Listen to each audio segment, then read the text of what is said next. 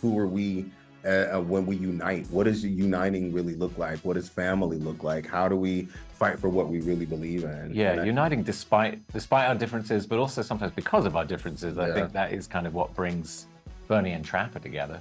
And Dan and Brian. There you go. I'm so excited to talk about this movie, but I kind of just want to kick off quickly with what your relationships are or were to monster movies growing up, or just like monsters in general. Were you like a big fan? Were you not a big fan? Yeah, I was a huge fan. I think, yeah, I've always been into these kind of movies. I think they're sort of a staple of cinema, really. And just like, yeah, growing up with the Godzilla movie. I mean, when we were kids, Godzilla came, there was a big Godzilla in 97. Slow down. I'm significantly younger than you, so my childhood is. But like, wasn't that the 90s? 97, like 90s was a big, like, talking about with Puff Daddy's theme song. Yeah, like, yes. Like, and then there was there was Kong with Naomi Watts. That was around. That was in our childhood. I mean, Jurassic Park, does that count as a monster movie? I think so. I would say so. Sure. My problem was that when I watched monster movies, I had like a floor model TV, you know, back in the day that you had the actual working TV on top of.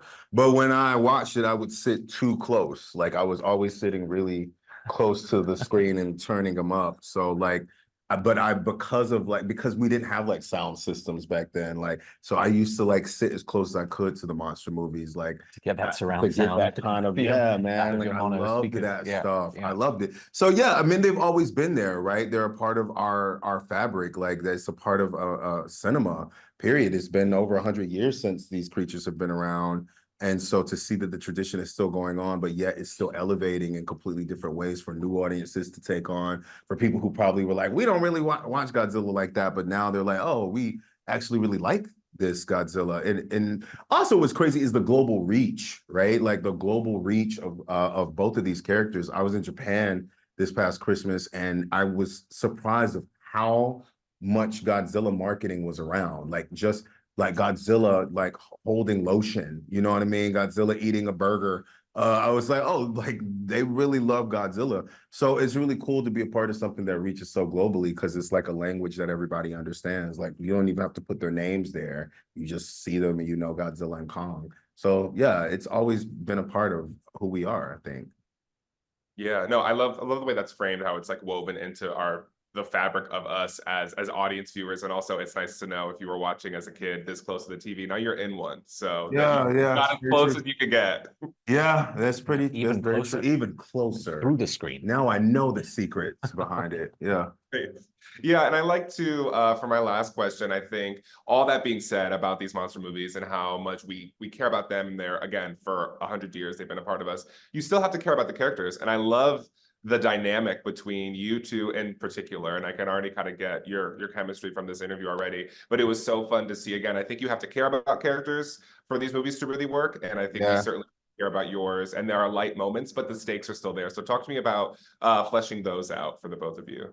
Yeah, I think that was something we sort of discovered on set, really. Obviously, I knew who Bernie was a little bit from the previous movie, but Trapper we've sort of created afresh. And bringing these two characters from very different worlds, as Brian and myself are, but finding that we actually have a huge amount in common as people, and then finding that with the characters as well, like where those guys meet and what they're able to bring to each other, how I'm able to calm Bernie down in certain situations, but also how our kind of beliefs, from like conspiracy to sort of more science-based, or more, I guess Dr. Andrews is more science-based. I'm more like experience-based. I'm out in the field dealing with these monsters, and you're all kind of theory, but I know a great deal about these monsters. But it's not just that nobody wanted to listen to me until the world got destroyed, and then they're like, "Oh, Bernie," and I'm like, "Okay, well, that's cool."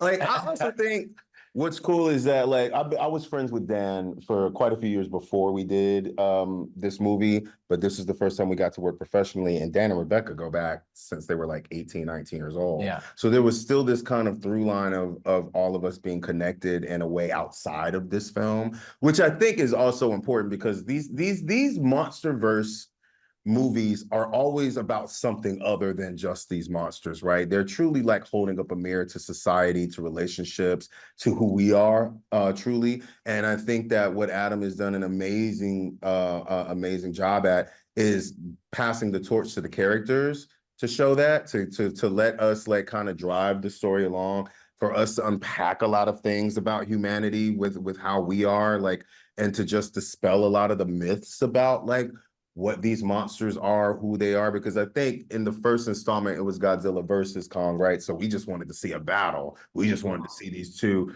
But in this one, it's like, well, what does it look like once all of that no longer matters? Who are we when we unite? What does uniting really look like? What does family look like? How do we fight for what we really believe in? Yeah, And uniting despite our differences, but also sometimes because of our differences. I Yeah. think that is kind of what brings Bernie and Trapper together.